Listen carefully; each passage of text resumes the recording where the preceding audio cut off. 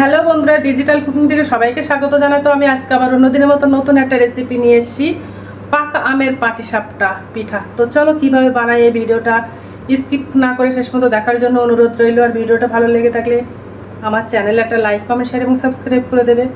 তো চলো রান্নাটা শুরু করি। তো দেখো, এই পাকা আম 3টে নিয়ে নিয়েছি। এই 3টে আম দিয়েই আমি পাটিসাপটা পিঠাটা বানাবো। তো আমগুলো প্রথমে ছিলে মিক্সার গ্রাইন্ডারে দিয়ে মিক্সার করে নেব।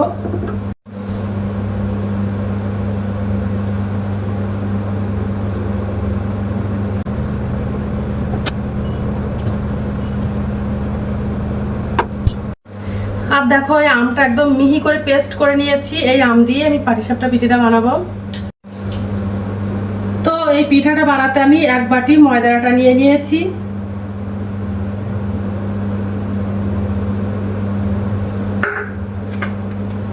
এক প্যাকেট গুঁড়ো দুধ। এই গুঁড়ো দুধটা দিলে কিন্তু পিঠাটা খেতে হেভি সুন্দর লাগে, তার জন্য গুঁড়ো দুধটা দিয়ে দিলাম।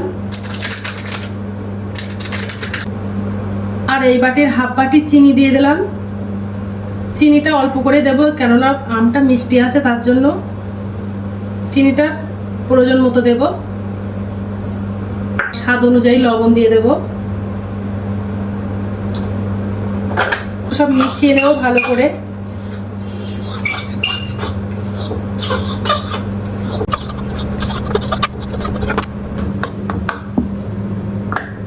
আর যে আমটা পেস্ট করে রেখেছিলাম আমগুলোও দিয়ে দেব।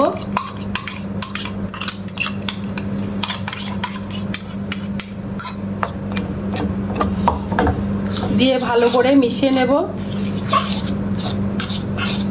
আর যেহেতু আমটা দিয়েছি অল্প জলটা লাগবে, অল্প করেই জল দেব। আর এর মধ্যে আমি হাফ বাটি মতো চালের গুঁড়ো দিয়ে দেব। আর চালের গুঁড়োটা দিলে পিঠাটা খুব সুন্দর হয় আর পিঠাটা ভালোভাবে উঠে যায় তাওয়ার থেকে। আর হচ্ছে ওর মধ্যে আমি উষ্ণ গরম জল দেব। যেহেতু এর মধ্যে আমি চালের গুঁড়ো দিয়েছি, তার জন্য উষ্ণ গরম জল দেব। দিয়ে ভালো করে এবার একটা ব্যাটার বানিয়ে নেব। যতটা জল প্রয়োজন ততটাই আমি জল দেব। এবার ভালো করে একটা ব্যাটার বানিয়ে নেব। ব্যাটারটা একেবারে হালকাও করব না, খুব ঘনও করব না। খুব সুন্দর, যত সুন্দর ব্যাটারটা হবে পিঠাটাও কিন্তু তত সুন্দর হবে। দেখো, ব্যাটারটা বানানো কমপ্লিট হয়ে গেছে। একেবারে নাও হালকা নাও ঘন করে নিয়েছি। তো আমি 30 মিনিটের জন্য রেস্টে রেখে দেবো। তো একটা ঢাকনা চাপা দিয়ে রেখে দেবো। তো এর মধ্যে একটা পাটিসাপটার জন্য একটা খিরসা তো ওই খিরসাটা বানানোর জন্য প্রথমে 1 চামচ মতন কড়াইতে ঘি দিয়ে দেব। আর আমি এই বাটির হাফ বাটি সুজি নিয়ে নিয়েছি। সুজিটা ভাজা করে নেব ঘি দিয়ে। তো ঘি গরম হয়ে গেছে, এবার সুজিটা দিয়ে দেব ঘির মধ্যে।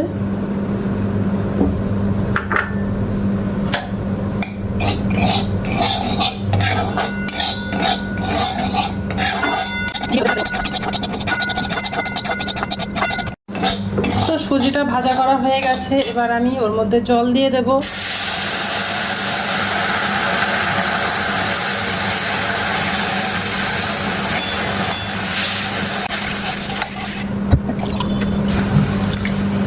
এক গ্লাস আর হাফ গ্লাস জল দিয়ে দিলাম। আর ওর মধ্যে 1 প্যাকেট গুঁড়ো দুধ দিয়ে দেব।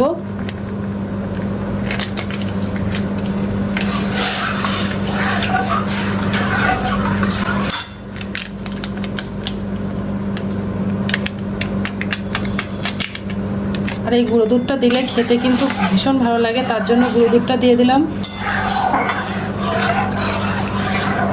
নারকেল কোড়া দিয়ে দেব। আর হাফ বাটি চিনি। মিষ্টিটা তোমরা যে যেমন খেতে পছন্দ করবে সে তেমনটাই দেবে।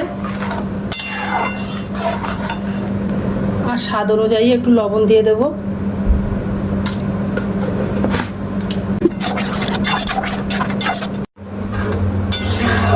অনেকে নারকেল কোড়া দিয়ে বানাতে পারো, তো আমি সুজির পায়েস দিয়ে কিন্তু বানাবো। সুজির এই খিরসা দিয়েই আমি বানাবো। তো তো খিরসাটা বানানো কমপ্লিট হয়ে গেছে। একেবারে আমি ব্যাপক ঘন করিনি, একটু হালকা মতো করে রেখেছি, কেননা ঠান্ডা হয়ে গেলে একদম জমে যাবে আরও, তার জন্য। তো দেখো খিরসাটা বানানো কমপ্লিট হয়ে গেছে। এবার আমি গ্যাসটা অফ করে দেব। হ্যালো বন্ধুরা, তো দেখো 30 মিনিট পরে চলে এসেছি।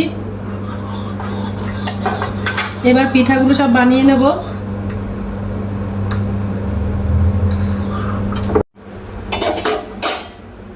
তো চাটুইটা গরম হয়ে গেছে, এবার অল্প একটু তেল দিয়ে দেব। অল্প একটু তেল দিয়ে দিয়েছি, দিয়ে সবগুলো মাখিয়ে নেব।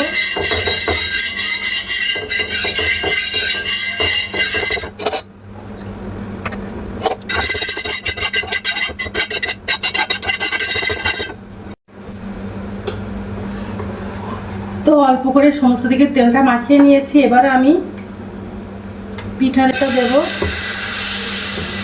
আর একদম পাতলা করে বানিয়ে নেব।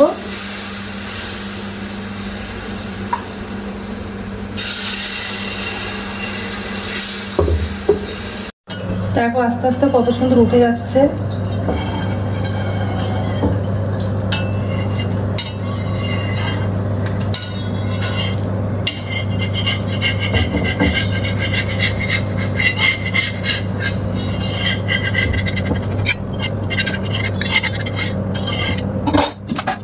এবার আমি খিরসাটা দিয়ে দেব।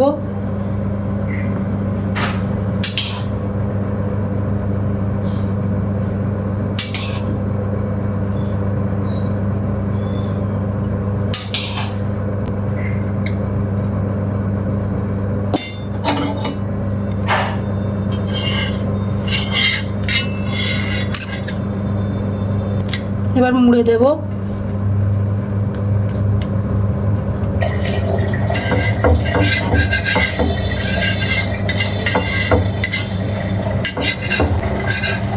আরেক সাইড দিয়ে মুড়ে দেব। দেখেছো কত সুন্দর হয়ে গেছে।